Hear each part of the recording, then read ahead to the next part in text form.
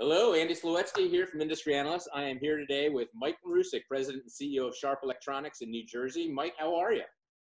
Very good. I'm adjusting to home life. Typically I'm an office worker, so adjusting to working in a home office has been a bit of a change for me, but I'm getting along with it, so it's okay. Well, it's nice to finally get you on here. We're supposed to do this yesterday, but you had a little bit of news. What pushed me back that was so important? Yeah, I thought we would postpone it a day because obviously you may have seen this morning that Sharp has entered into a joint venture with NEC Corporation for their B2B business, their displays. It's something that will close in the next 90 days. July 1 is when it becomes official. But obviously we're very excited because this puts together two great companies, perfect synergies. And, for the Sharp team, it just reinforces that message we've been talking about. We are investing in the B2B business. And we feel that this is one more example of, getting aggressive and trying to grow the B2B space. Last year, it was buying the Toshiba notebook division, now called Dynabook. This year, it's the NEC display business. So you're beginning to see we're getting aggressive. It's fun. It's fun. Well, it's good you're not sitting still. I'm happy to have some news to report other than what we're actually going to talk about now. Yeah, sure. The virus. So congratulations to you guys on that. That's awesome, and I look forward Thanks. to continuing to cover that as it evolves. Shifting gears a little bit, how's Sharp doing safety-wise, health-wise? How are your employees? What's the percentage of people working at home now, and just how are you maintaining your day-to-day? Yeah, like everybody else, we're trying to work through a very difficult time, and not only for Sharp, but for all of our dealers and our customers. And so, how do we best support everyone? So, first, starting with Sharp, we have a work from home policy for our employees right now, and we want them working from home to be safe. A lot of the investments we've made over the last couple of years in technology has really made it possible to do so. So it's, that's working well so far. We do have, a skeleton crew that will go into our offices. Last week I was in the office, I was checking for mail, and, people had things they needed scanned, I'd scan it to them. But, we try to keep people, anything I could do to pitch in. Yeah. But, we are keeping a skeleton crew, but because, we really can work remotely today, it's been great so far. So we're trying to keep our employees safe, which is our priority number one. And, then support our customers who obviously, want to keep their businesses going, and we have a responsibility to them to support them. So, so far so good. Everything has been, running smoothly. Our business is operational. There's been no hiccups. So I just hope it keeps going that way. So at the dealer meeting a few months ago at this point, you guys launched Synapse. It's a collaboration tool, right? Yep. Or platform, I should say. And, some of those products, some of those services that were coming or are here, is any of that stuff helpful to the home office, to the collaboration that we're kind of experiencing now? Yeah. Is it used? It's really, we've been talking about the concept of smart office, and, candidly, I can't say we envisioned this.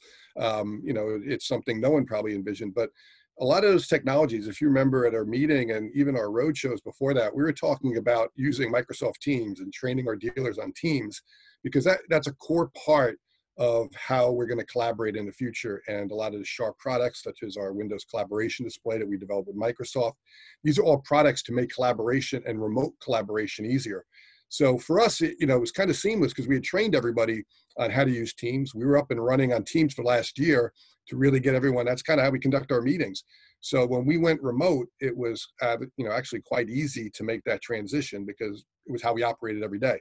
And I think, that also helped a lot of our dealers who, began training on Teams and understanding how those products will work. Synapse, the ability to, move the information by phone. Having all that information in the cloud and making it seamless is making it easier for people to work from home. It's not exactly designed for that, but again, it helps that ability for people to work no matter where they are. And I think that's really what, this is an interesting time where it's a real test bed of a lot of technologies we've been talking about over the last year. So moving over to your customers, you've got you're a big player in healthcare, obviously, and frontline. You've got first responders. You've got all sorts of customers out there that are suddenly, they were critical before this happened, and now they're keeping us sure functioning, alive.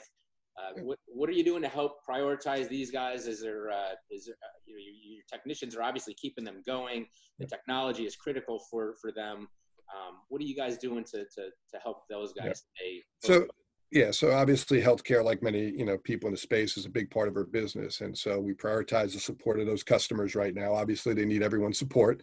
And, our technicians are fully operational. We talk often about MICUS and our ability to remotely service and support product.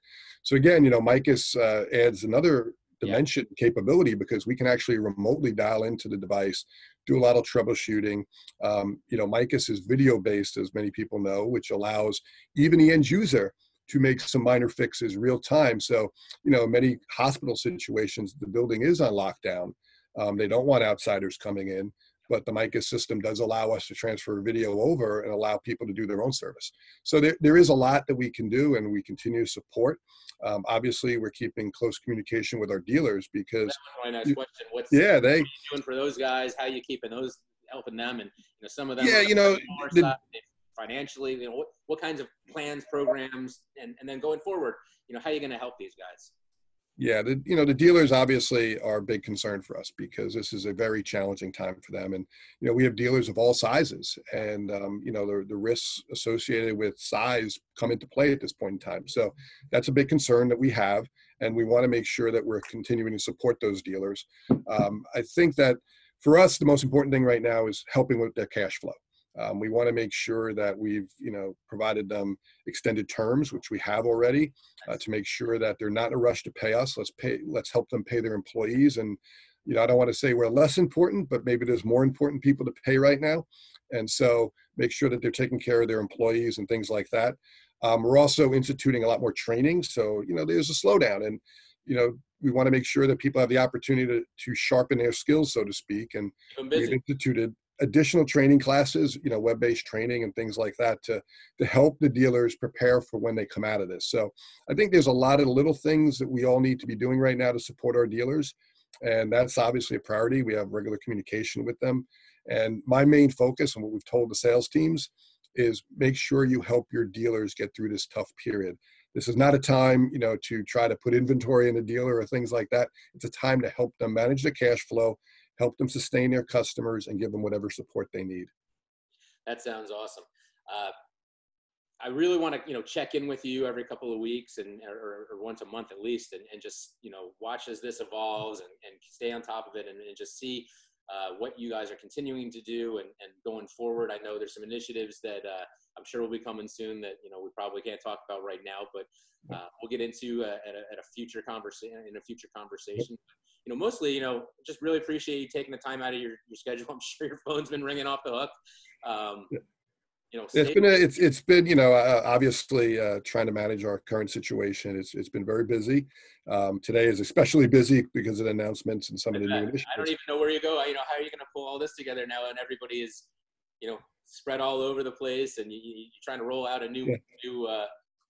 It's an exciting time, because what are you calling it? It's not a merger. It's a joint venture. It's a joint venture. Sharp will have 66% of the joint venture. And, I don't want to get into too many specifics right now, obviously, because we're in that period where it's waiting regulatory approval. But I do think, this is just that message we've been sharing with our dealers about owning the office technology and integrating it.